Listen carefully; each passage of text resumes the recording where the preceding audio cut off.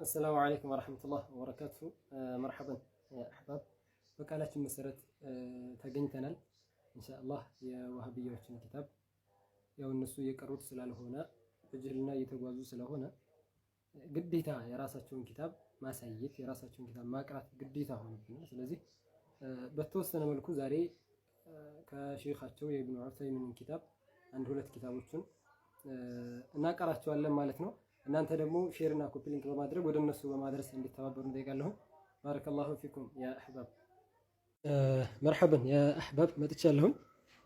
እዚህ ላይ እንግዲህ የመጀመሪያው ኪታብ ያቀረብኩላችሁ ኪታብ ሙስጠላሁል ሐዲስ የሚል ኪታብ ነው። ለማን ነው? ተእሊፉ የሙሐመድ ቢን ሷሊህ አልዑሰይሚን የሼኻቸው ነው። እንግዲህ ኢብኑ ዑሰይሚን ብዙዎቻችሁ ታውቁታላችሁ። የዋሃቢያ ዋና ትልቅ ሼኻቸው ነው።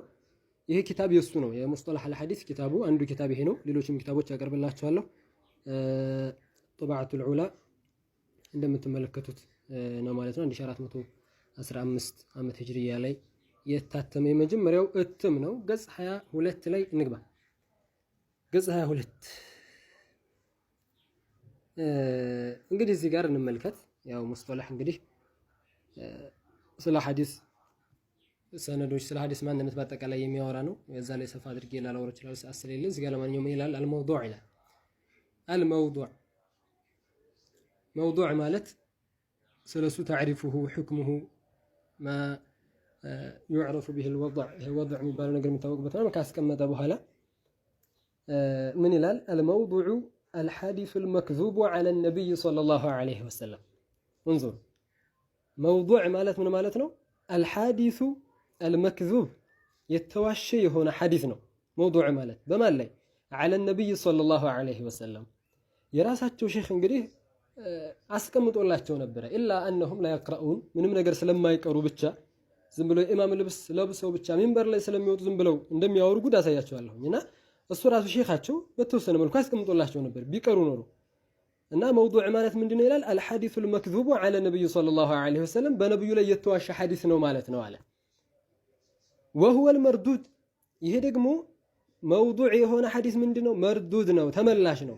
ላ የጁዙ ዚክሩሁ መጥቀስም አይሆንም። እሱ ይሄን መውዱዕ የሆነ ሐዲስ ናስራበት ብለህ መጥቀስ አይቻልም። ኢላ መክሩነን ቢበያኒ ወድዒሂ ሊተሕዚር ለተሕዚር ብለህ ይሄ መውዱዕ ነው ብለህ አያይዘህ የሆነ እንደው ሲቀር የዛን ሰዓት ለተሕዚር ነው፣ ችግር የለውም።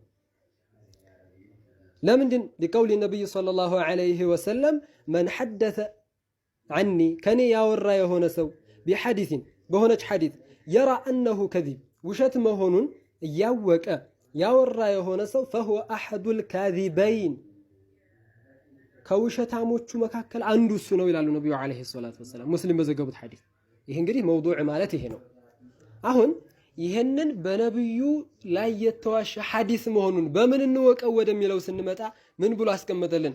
ወዩዕረፉል ወድዑ ቢኡሙሪን ወድዕ ይሄ አንድ ሐዲስ መውዱዕ እንደሆነ በምን ይታወቃል? ቢኡሙሪን ሚንሃ ከነሱ መካከል አንደኛው ኢቅራሩል ዋዲዒ ቢሂ ዋዲዕ የሆነው ሰው ይሄ መውዱዕ ነው ብሎ ካስቀመጠው፣ ሁለተኛ ሙኻለፈቱል ሐዲስ ሊልዓቅሊ እንዙር ምን ይላል እዚህ ጋር?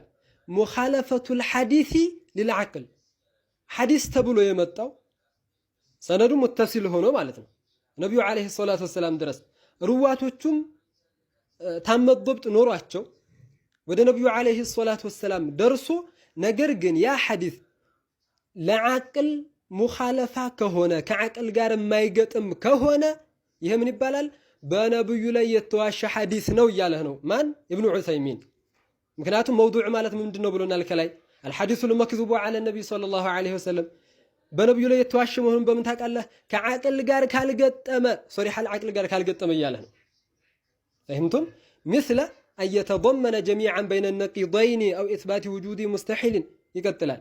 ለምሳሌ ሁለት የተቃረኑ ነገሮችን ተዘግበው ሁለት ተቃራኒ ነገራቶች ተዘግበው ከመጡ ይሄ ዓቅል አይቀበለው። ምክንያቱም በዚህም ሶሒህ ትክክለኛ የሆነ ነገር መጥቶልሃል፣ የትኛውን ትቀበላለህ? እንደዚህ አይነት ነገር ሲመጣ ወይም ደግሞ ኢስባት ውጁድ ሙስተሒልን ሙስተሒል የሆነ ደግሞ አለ የሚል ነገር ከመጣ ወይም ደግሞ መኖሩ ግዴታ የሆነ ነገር የለም ብሎ ከመጣ እንደዚህ አይነት ነገራቶች ሲመጡ ዓቅል ስለማይቀበላቸው ምንም እንኳን ሰነዱ ሙተሲል ቢሆን ራዊም ደግሞ ታመው ضبط ያለው ቢሆን በነብዩ ላይ የተዋሸ ነው የምንለው እያለ ነው። ማን ኢብኑ ዑሰይሚን። በደንብ አድርጋችሁ መጀመሪያ ኪታባችሁን መቅራት መቻል አለባችሁ። ሚንበር ላይ ወጥቶ ከመጮህ በስተፊት ይቀጥላል። ከዚህ በተጨማሪ ሶስተኛ ሙኻለፈቱሁ ወይም ደግሞ ሐዲሱ ተቃራኒ መሆኑ ነው። ሊልመዕሉሚ ቢضሩረቲ ሚን ዲን ዲን ላይ መዕሉም ቢضሩራ ሆኖ ያኒ ሁሉም ሰው ሊደርስበት የሚችል ነገር ሆኖ ከዛ ተቃራኒ ሆኖ ከመጣ አሁን ምንድነው እያለ ነው? ይህም እንደዚሁ መውዱዕ ነው፣ በነብዩ ላይ የተዋሸ ነው የምንለው እያለ ነው። ስለዚህ እችን በደንብ አድርጋችሁ አጥብቁልኝ። አብዛኛው ሰው እዚህ ጋር ድንግርግር የሚላል ይሄ ከዓቅል ጋር ሲባልና ሙኻለፈቱል ሐዲስ ለዓቅል ብሎ የጠቀሰው ማን ነው? ኢብኑ ዑሰይሚን እንደሆነ ሁሉም ሰው ማወቅ መቻል አለበት ማለት ነው። ኢንሻአላሁ ተዓላ ከሌላ ኪታቡ ደግሞ በሌላ ቪዲዮ አቀርብላችኋለሁ። ባረከላሁ ፊኩም ወሰላሙ ዐለይኩም ወራህመቱላህ ወበረካቱሁ።